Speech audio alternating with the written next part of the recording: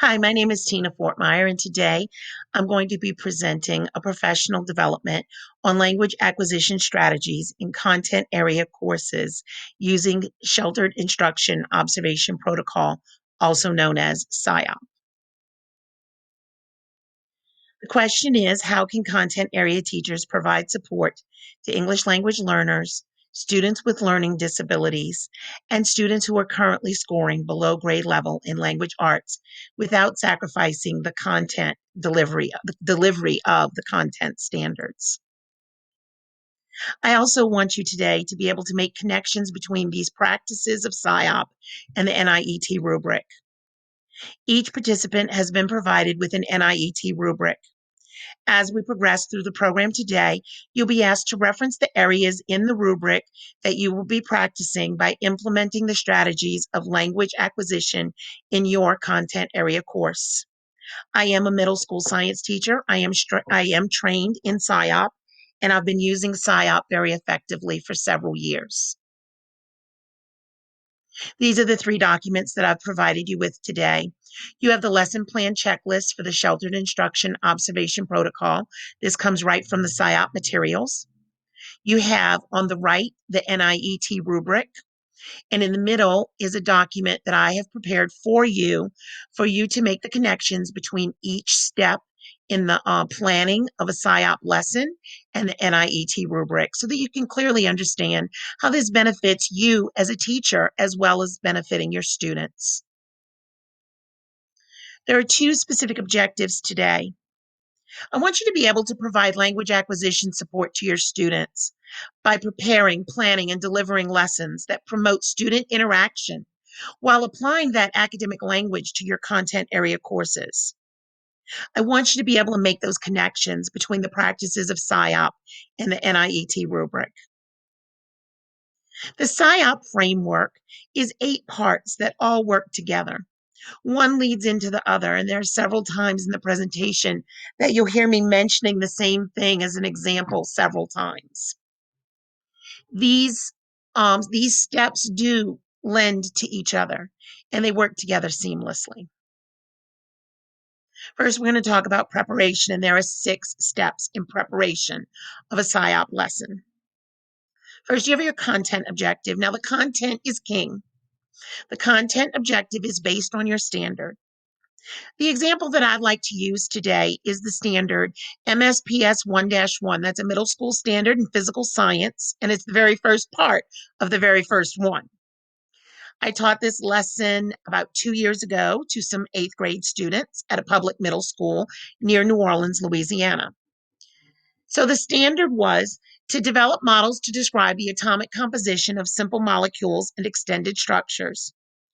The objective that I created for this standard was students will be able to describe phenomena, atoms, in terms of concepts, molecules, and extended structures by developing models.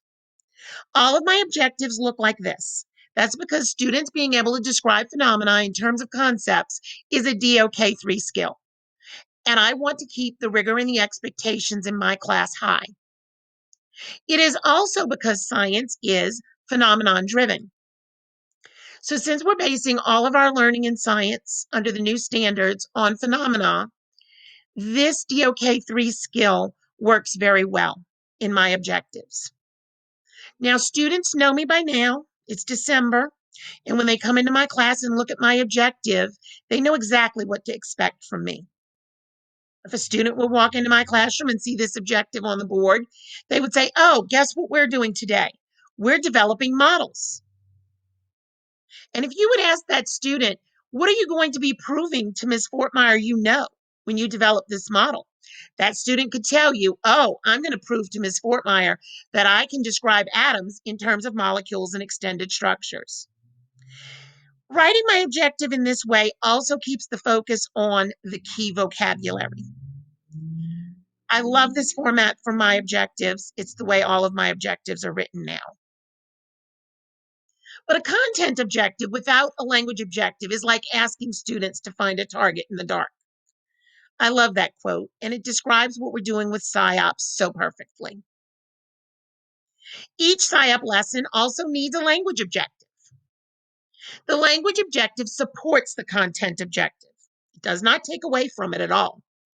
So the example of the content objective that I just showed you again is students will be able to describe atoms in terms of molecules and extended structures by developing models. Now, here are some examples that I could use for a language objective. I would not use all of them in one day. I could say that students will do this by following verbal and written instructions to develop a model. I could say that students will do this by developing a model and discussing it with a partner. I could say that students will use key terms to write a description of their model.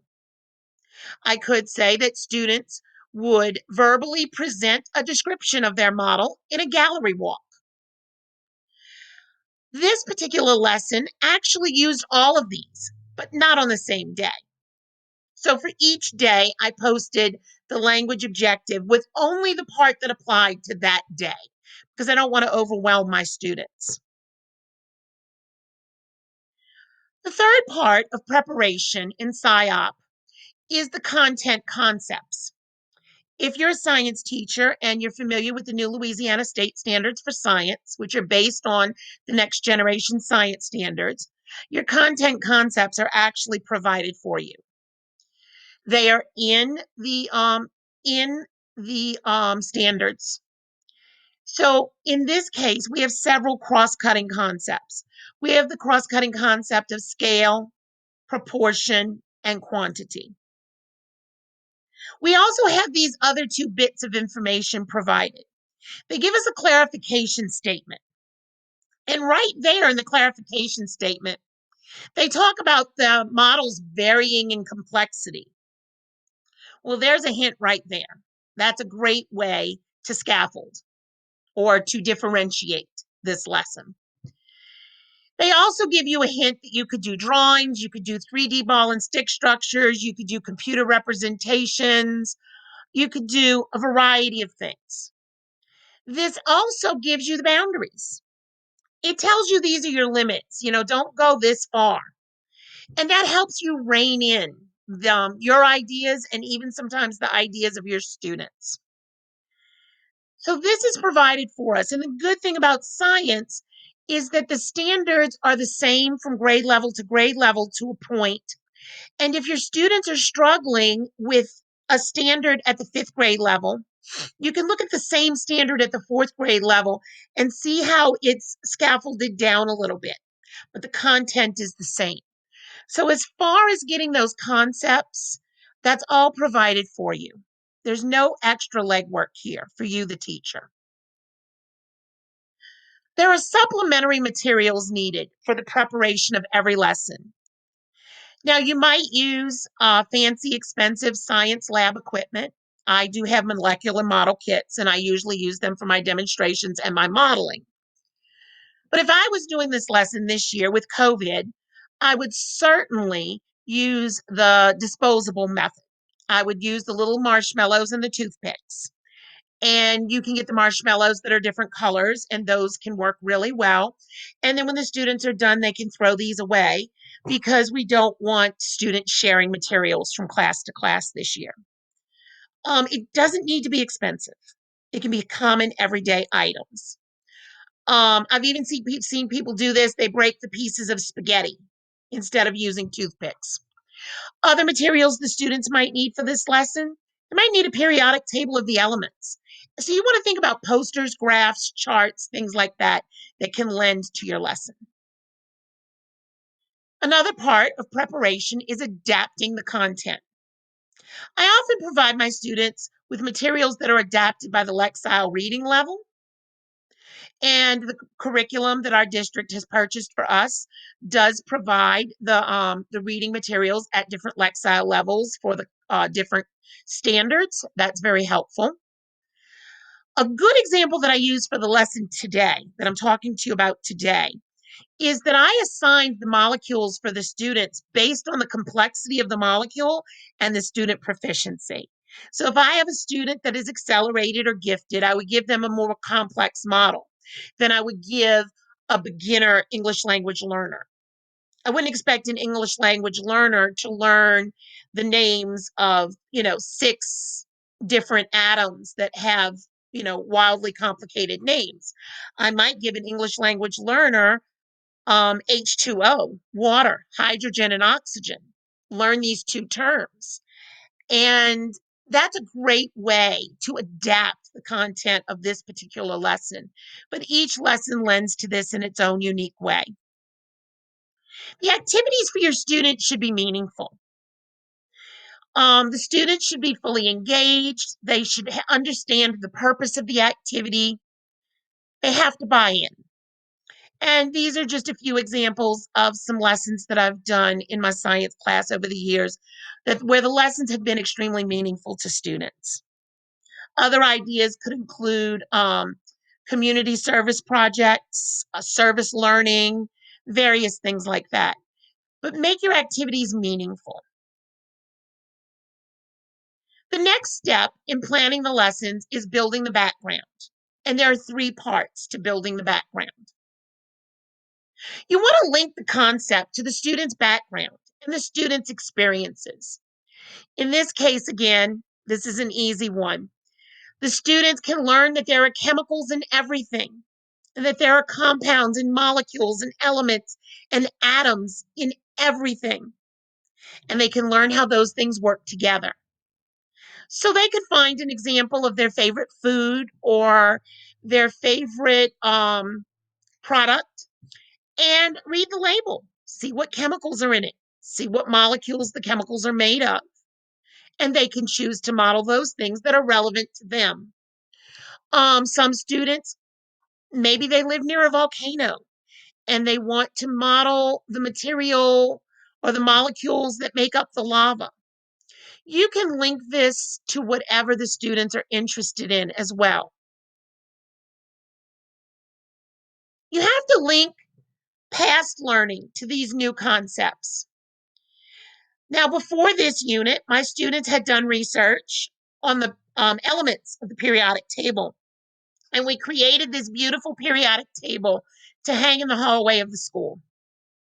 So definitely, if we're working with atoms and molecules, we're going to connect the learning back to the protons and the neutrons and the electrons and the things that we learned when we were discussing our periodic table of the elements.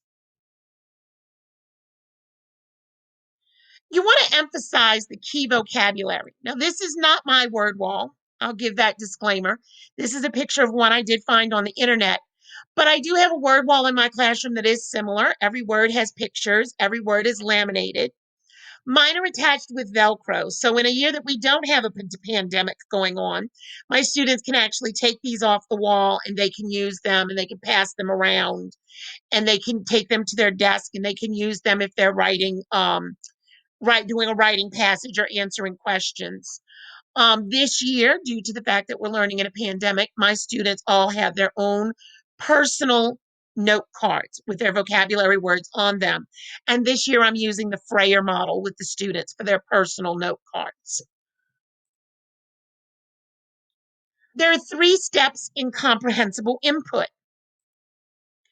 First, you want to slow down your speech. This is difficult for me. I tend to talk fast. I tend to talk loudly. I tell my students it's okay to ask Ms. Fortmeyer to slow down. You want to enunciate your words, and you want to simplify the sentence structure whenever possible. You're going to explain the academic tasks to the students. I like to give my students, a list of the steps. I like to give my students a list of the expectations. Okay, here are the steps that I need to do in developing my molecule today. 1, 2, 3, 4, 5. And my model needs to have these 4 things. 1, 2, 3, 4. So the students can actually check off that checklist as they're going along with their activity. Models are a great way to explain academic tasks, and sharing examples is a wonderful way to help students understand those expectations. What does a high, medium, and low example of Ms. Fortmeyer's assignment look like? I like to use a variety of techniques: modeling, visuals, hands-on activities, demonstrations, hand gestures, and body language. This lesson contained all of these, but it was strongest in the area of modeling because we were creating and describing models, and it was very strong in the hands-on activities. Hand gestures and body language, that's pretty much signature of who I am as a teacher. I will act things out almost in interpretive dance for my students if it helps them to remember it. I am completely willing to make a fool out of myself to help my students understand a science concept. And there are times when we get up in class and dance things out, whatever works. There are 3 steps in providing various strategies to your students. Now, this is where you're starting to see how all those layers connect into each other, because I think I've used the word strategy several other times already. You need to be intentional. You need to provide those opportunities for students to use the variety of strategies. Here's a list of many strategies that you could use. This lesson was strongest in organizing, as the students were organizing the atoms within the molecules and organizing their materials. This activity was very strong in evaluating because we did a gallery walk with a peer evaluation of the models. And it was also strong in self-monitoring, with students having those checklists, the little checklist of the steps and the little checklist of the expectations.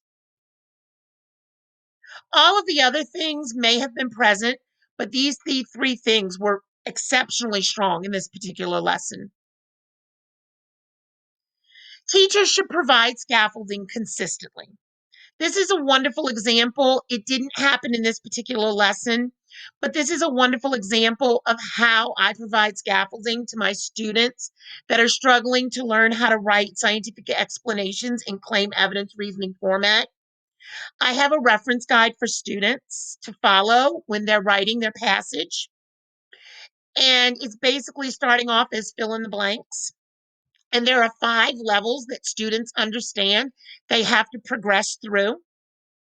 The first level is me demonstrating it to them. The second level is me fully supporting them one-on-one while they come up with what should fill in the blanks. And I even write it down for them as they're thinking, because I'm giving them all the power of thinking in that level 2. And then when we get up to level 3, I have them doing the thinking and the writing with me there, still supporting them. And it keeps going to the point that the students are doing this work independently. The students know that these are my 5 steps. The students know which step they're on at the time.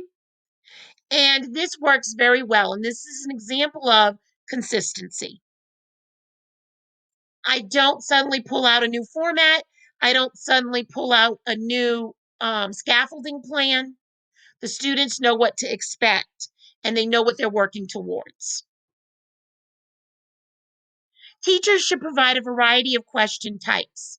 This is something that you most likely already have on your lesson plan. We all have those higher order thinking questions and those analysis questions and those fact-based questions. These are 3 examples from this lesson. A literal question would be, how do molecules form extended structures? And the students would give a pretty simple answer there about atoms and bonding. An analytical question might be, describe why the properties of diamond and graphite are so different if they're both made of pure carbon.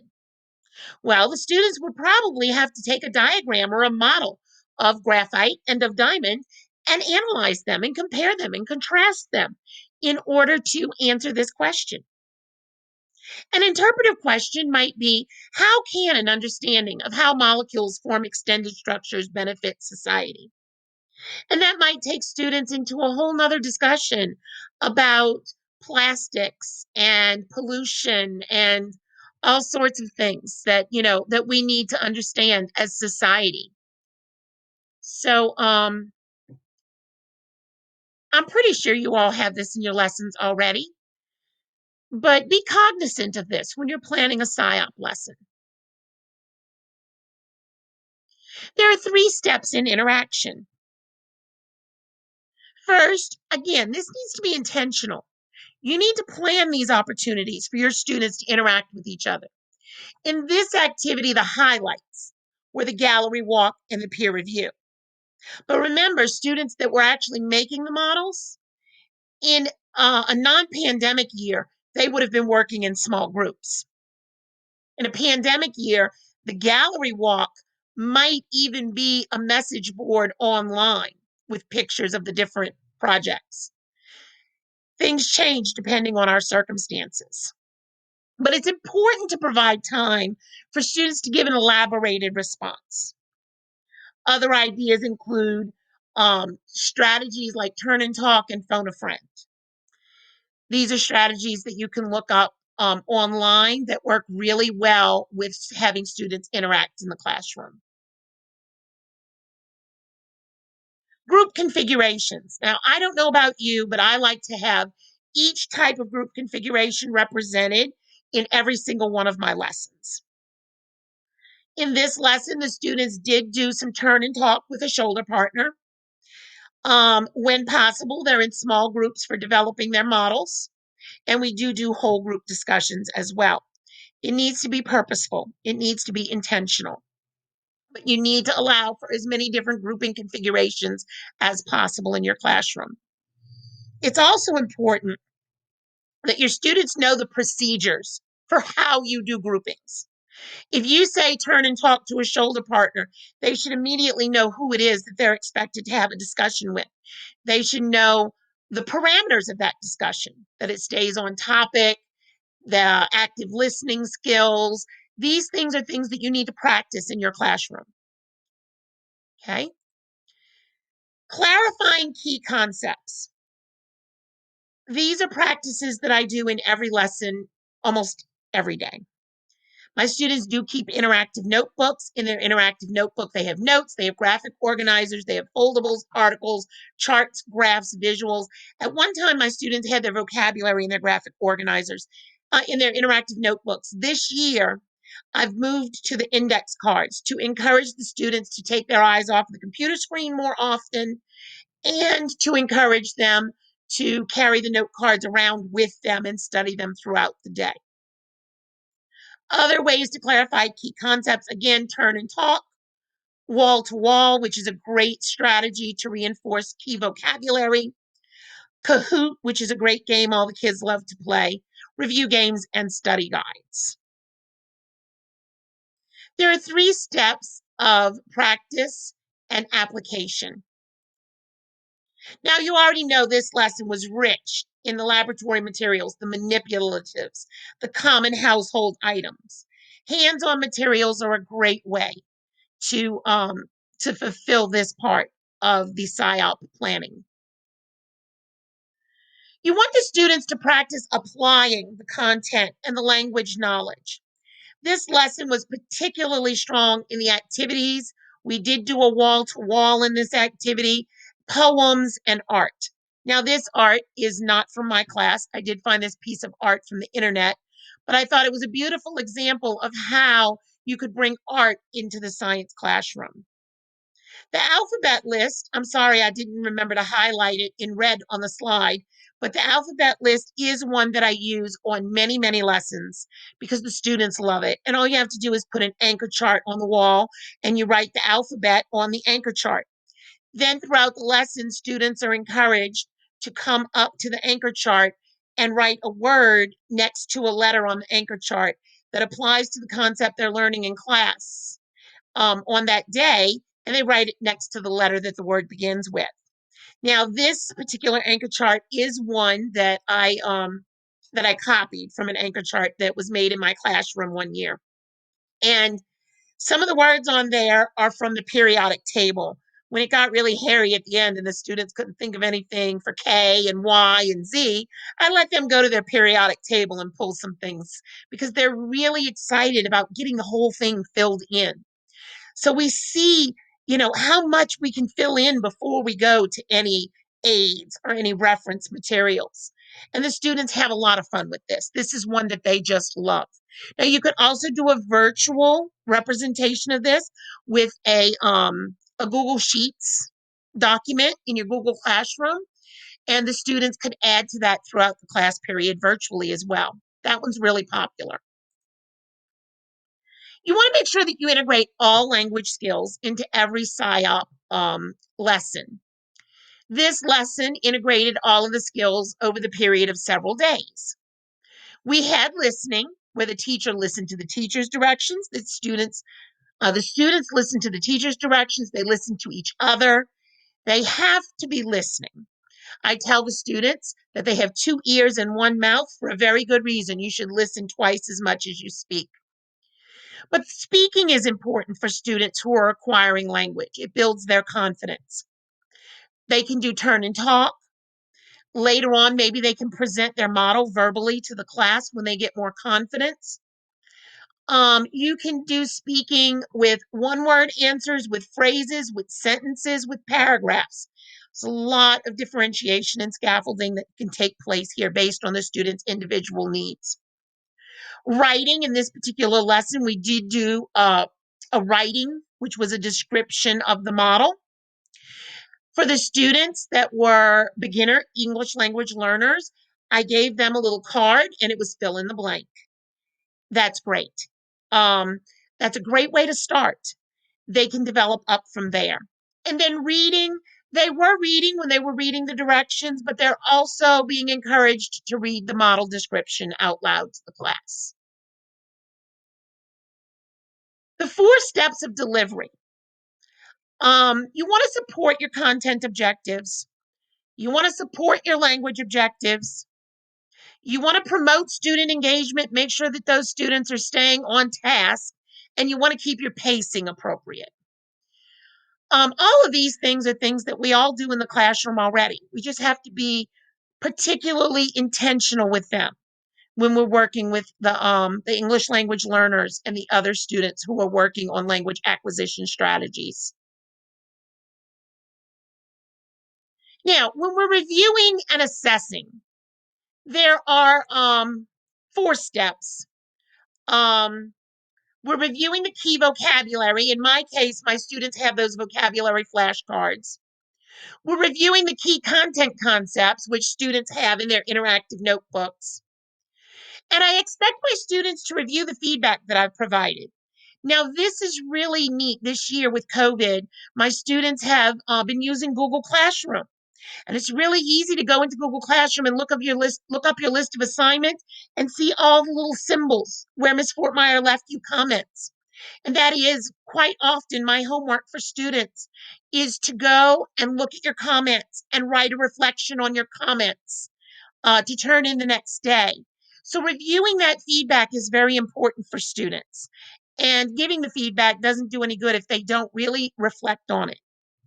And the final step of reviewing and assessing is just to remember that assessments are formal and informal throughout the lesson. Now, I provided you with some resources today. I provided you with the SIOP checklist. I provided you with the NIET rubric. I provided you my comparison document, which compares the SIOP checklist and the NIET rubric so that you can better understand how using SIOP practices helps you achieve those scores on your teacher evaluations. And I've also provided you with a SIOP middle school science article for you to read and extend the learning from today's PD further. I hope that you find that SIOP practices are as beneficial to your classroom as they've been to mine. I find that they work with all students. My gifted students this year are truly benefiting from many of the SIOP practices that I use in class. I feel that they lend to engagement, they lend to the development of language for all of us. And I'm happy to be able to show you today how it can benefit you as a teacher as well. Thank you.